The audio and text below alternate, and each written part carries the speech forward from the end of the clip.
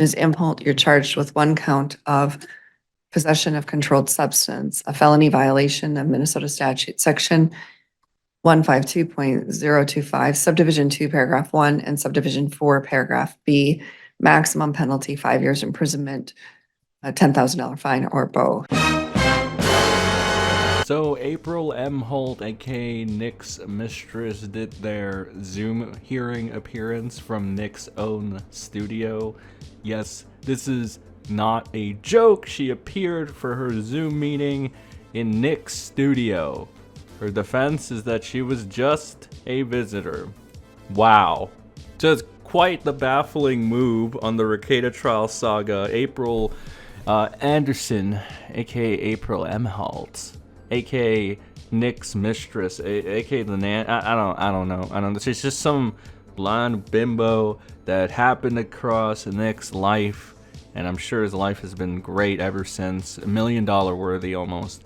But they decided to appear to the Zoom hearing inside Nick's studio, you know, appearing inside the very house she denies living inside of for the purposes of her motion to dismiss. So again, quite the baffling move. You know, what can I say? Nick really knows how to pick them, right? I think we've all learned one thing from this entire saga so far. Season 1 has been pretty lit, and that's Rekieta only knows the best people. He only is the best judge of character at all times, and you should never blame the Law Pope because he's always playing 50D chess just like Dr. Disrespect. Except he hasn't touched a child yet that we know of, but his affiliation with Vito might change that in the future. I love you guys. You're so fucking stupid, and it just brightens up my day. So thank you. Thank you. So in terms of going further into this, Candy, Ohio prosecutors revealed that the drugs were initially found in the master bedroom while April was inside the room. Her bag was in the room, her credit cards were active, and the drugs were found on top of all her belongings. For those of you that say that Nick is a great parent, I mean, you're wrong already, objectively. But here's further proof that you're wrong. Let me ask this question to you. What kind of good parent brings in pretty much a crack whore into his house to bang while their children sleep in the other room? While their children are just around the vicinity as a whole? Like, does that make sense to you? It doesn't make sense. You guys could be all the government, anti-government you want. You guys can be redneck as hell like Barnes and believe in incest and think that's cool and hip. But like, dude, there has to be a point where you have to realize how delusional you're, right? Because I don't think there's a better word to describe it. You guys are freaking delusional. If you think this is in any way, shape, or form the right way to raise a child, and none of you should actually ever be parents. And if you are, God, I pray for those kids. And that's my good deed of the day, I prayed. So what else ended up happening? Well, April's uncontested omnibus hearing is set for October 8th, and there's a $2,000 bail set. It's either that or $20,000. I'm pretty sure it's $2,000 because $20,000 would be a little over the top for a crack whore. Yeah, I'm pretty sure the bail's set at $2,000. So, there it is. She can't leave Minnesota. Nick, where are you, Nick? Come to the rescue, Nick. Like, I think the thing that makes this the stupidest, you know, thing ever coming from, you know, Whore McGee over here is that they literally go ahead and they're like, I don't know why I'm being charged. I was just a visitor. Yet they appear in court in the same house, literally the same house they're accused of living in. I don't know if Nick is trying to screw over April in more ways than one at this point. I don't know if April's just an idiot, or I don't know if they're both fucking idiots that I don't. The drugs, man. Drugs do bad shit to you. This is why you shouldn't do them, okay? And that a co-defendant indicated, and the homeowner indicated that the defendant was at the home visiting at the time of the search warrant execution. Mere presence is not enough to support a possession charge. There's no allegation that she possessed any drugs. And so we're asking that the court dismiss the charge. I think the saddest thing about this is Nick is probably gonna cope. You know how Nick's been coping about reality for the last, I don't know, year or so, ever since he got into a fight with the Kiwi Farms and they started like whipping his ass on a daily basis.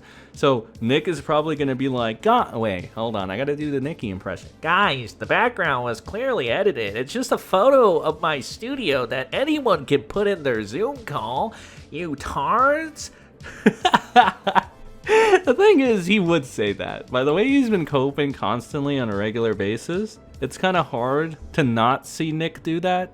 In regards to April, once again, the motion to deny was outright, swiftly denied without prejudice. The defense must now present a further case to dismiss. So, sad times for April. Nikki's little mistress ain't doing too well right now. A little confliction here, like April's defense, right? Completely incompatible with Nick's. None of it really lines up, and I think people will be able to pick up on that. That April's lawyer says that drugs were found in the master bedroom and that it quote-unquote wasn't hers. Oh, who could it have been then? I don't know. Maybe Nick's? I don't know. April is clearly living with the Rekietas. How does his kids feel about Auntie April and Mommy at this point in time? This is a question I've been asking a lot of you guys multiple times. The people that live in reality seem to think that it is not a good look for the children and that they're probably going to be scarred for life after this, which is a fair statement. Like, again, and to point out the obvious, Nick is a drug abuser, he's an alcoholic, he's a laughing stock on the internet at this point. Kiwi Farms in general, like, if you have your dad going on camera wanking it, right, while he's highly intoxicated and is, you know, just coked out of his mind, it's probably going to leave you scarred. I think it's fair to say that, right? Especially when his name is plastered all over the place because he advocates for public information and free speech. Nicholas Robert Rekieta. That was his grift for about 5 years, for those of you that don't know. Problem is, when you lean too heavily on that and it starts fucking you over, and when you try to be the little victim bitch, well, you look like a little victim bitch. Except mine is the victim part, so I guess that just makes you a bitch. Like, again, it's just stupid as hell that the whole basis of the motion to dismiss by April was that they claim to not live with Nick and Kayla Rekieta. Kayla is our lovely wife, Lady Rackets. And that April was just a visitor, allegedly, by her word or whatever. But yet then they appear in a Zoom court inside Nick's public YouTube studio. Like the very, you know, the studio that we see on a regular basis, you know? Because Nick is a streamer and he streams here like all the time. Like, what is this high IQ play happening right now with the Rekietas, man? With Team Nick? What's going on, bro? April, straight up, it's so also asinine that they try to plead that, oh, they don't know how the clearly visible drugs were on top of their personal belongings on the active credit card while they stood like 2 feet away from it. It just doesn't make any freaking sense, right? How asinine does that sound? Again, I wonder if like Nick told her to do this shit, if Nick said, okay, honey, here's the game plan, here's what you, because Jesus.